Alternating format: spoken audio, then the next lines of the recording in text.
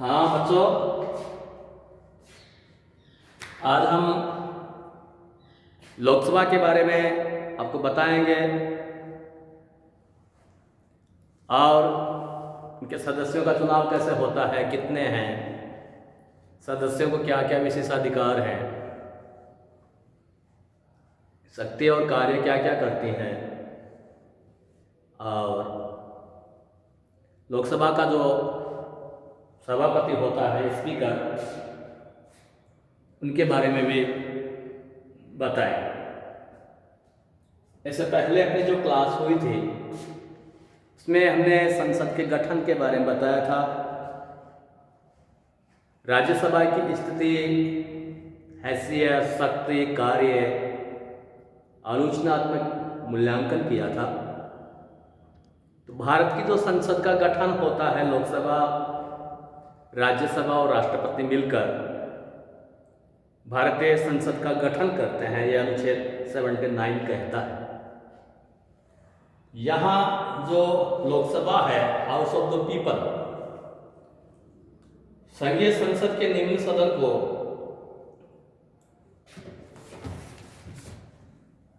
लोकप्रिय सदन को लोकसभा का नाम दिया गया है। लोकसभा की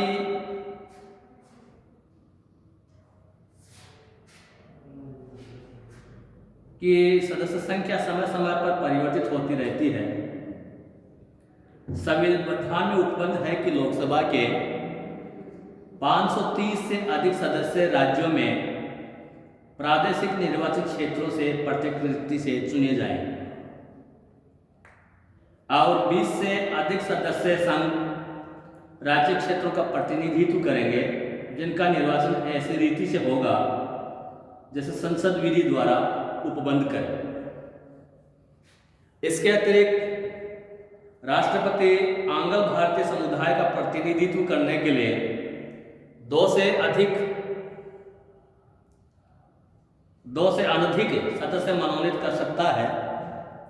इस प्रकार सदन की अधिकतम संख्या 552 हो, ऐसे संविधान में परिकल्पना की गई है।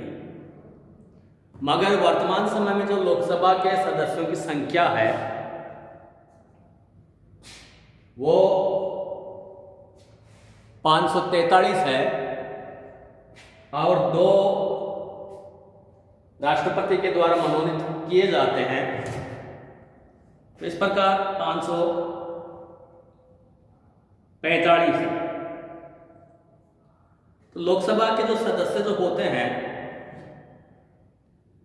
उनका जो चुनाव होता है वो प्रत्यक्ष रीति से होता है। जैसे हम लोग छोटे चुनाव वोट देते हैं, सरपंच को देते हैं, वार्ड मेंबर को देते हैं, जिला परिषद के सदस्यों को देते हैं, ये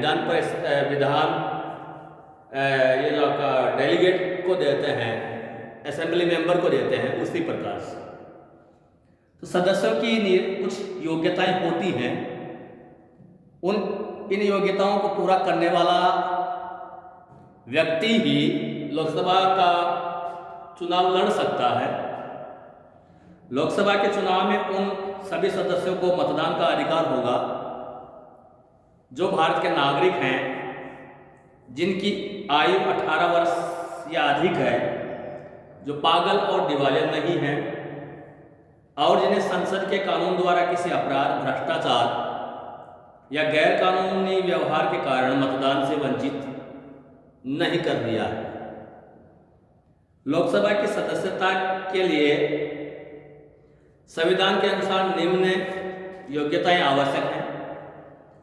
पहला, वह व्यक्ति जो भारत का नागरिक हो, 25 वर्ष आयु पूरी कर चुका हो, भारत सरकार अथवा किसी राज्य सरकार के अंतर्गत कोई लाभ का पद धारण ना किया हो, वह किसी न्यायालय द्वारा पागल न ठहराया गया हो।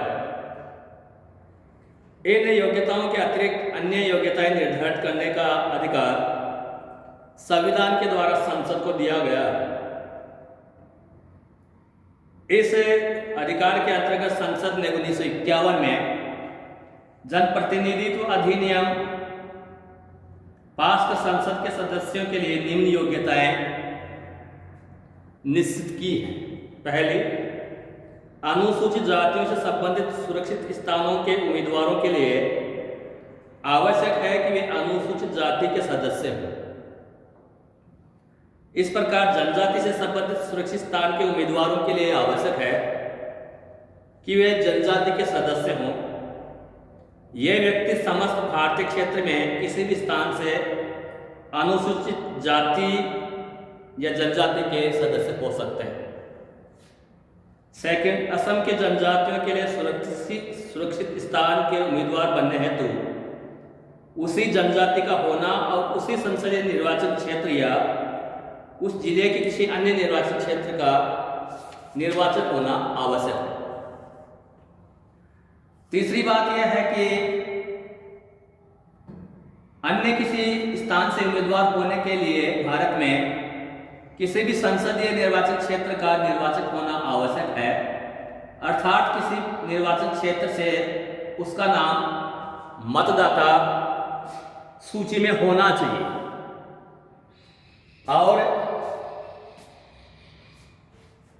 निर्वाचन संबंधी अपराध के लिए दोषी पाए गए व्यक्ति को निर्वाचन आयोग द्वारा एक निश्चित समय अथवा जीवन भर के लिए संसद का चुनाव लड़ने के लिए अयोग्य घोषित किया जा सकता। अगला है, उसने किसी अपराध के लिए 2 वर्ष से अधिक सजा नहीं पाई हो और उससे जेल से छूटे हुए 5 वर्ष से अधिक हो गए हो, उसे सरकार से संबंधित किसी ठेके में हिस्सेदारी न होनी चाहिए और न सरकार से संबंधित किसी कारखाने में उसका हित होना चाहिए। उसे बेईमानी या राजद्रोह के कारण सरकारी नौकरी से ना निकाला गया हो। इस प्रकार से अपराध के 5 वर्ष बाद ही वह संसद की सदस्यता प्राप्त कर सकता। अब लोकसभा के सदस्यों के कार्यकाल के बारे में बताते हैं। 42वें संविधान संशोधन से पूर्व लोकसभा का कार्यकाल 5 वर्ष था,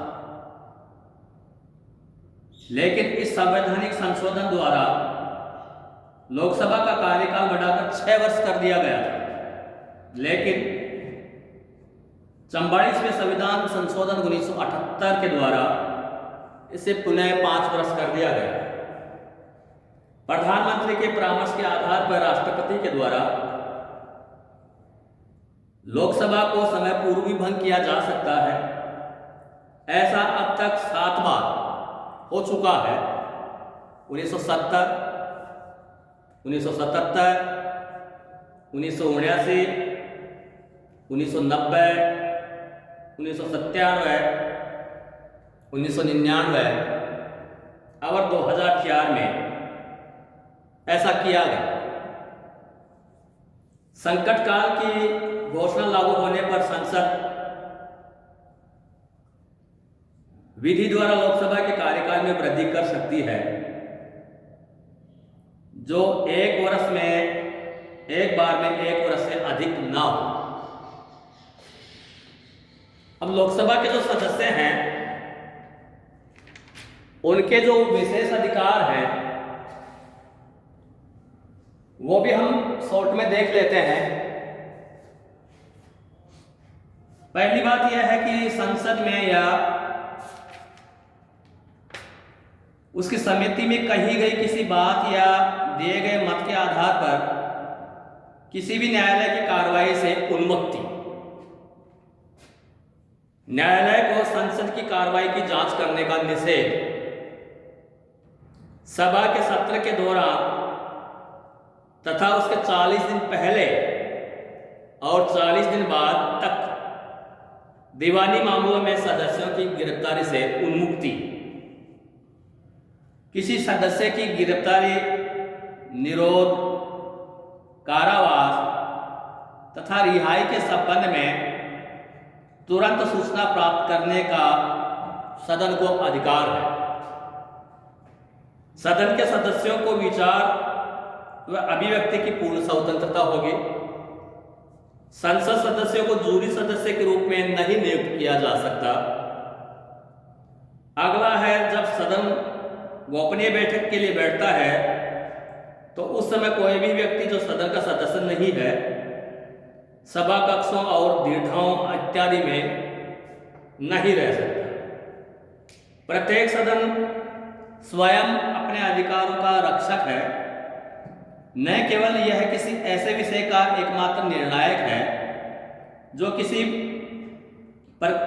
प्रकार विशेषाधिकार को भंग करता हो, बल्कि यदि वह उचित समझे तो किसी भी ऐसे व्यक्ति को कारावास का दंड दे सकता है या उसकी निंदा कर सकता है जिसे वह अपमान का दोषी समझता। सभा को किसी ऐसे व्यक्ति को दंड देने की शक्ति जो सभा का अपमान करे या उसके किसी विशेषाधिकार को भंग करे सबसे महत्वपूर्ण विशेषाधिकार है। इसी शक्ति के कारण संसद के विशेषाधिकार वास्तविक बनते हैं। अब बच्चों, लोकसभा के जो सदस्य हैं उनको काफ़ी सुविधाएं दी गई है। उनको रिटायरमेंट के बाद में पेंशन वगैरह भी दी जाती है और सभी प्रकार की सुविधाएं हैं वो दी जाती है। और साथ ही साथ सांसद स्थानीय क्षेत्र विकास निधि बनाया गया है, जिसे साधारण भाषा में एमपी फंड कहा जाता है। वर्ष 2011-12 से अपने निर्वाचन क्षेत्रों के विकास हेतु सांसदों को उपलब्ध कराई जाने वाले विकास निधि में सरकार ने भारी वृद्धि की है। एमपी फंड के अंतर्गत प्रत्येक सांसद को उपलब्ध कराई जाने वाली यह राशि अब 2 करोड़ की बजाय 5 करोड़ रुपया एक वर्ष के लिए दिया जाएगा। यानी कहने का मतलब है कि एक एमपी अपने लोकसभा क्षेत्र में प्रति वर्ष 5 करोड़ रुपए तक के विकास कार्य करवा सकता है। आज इतना ही, बाकी कल।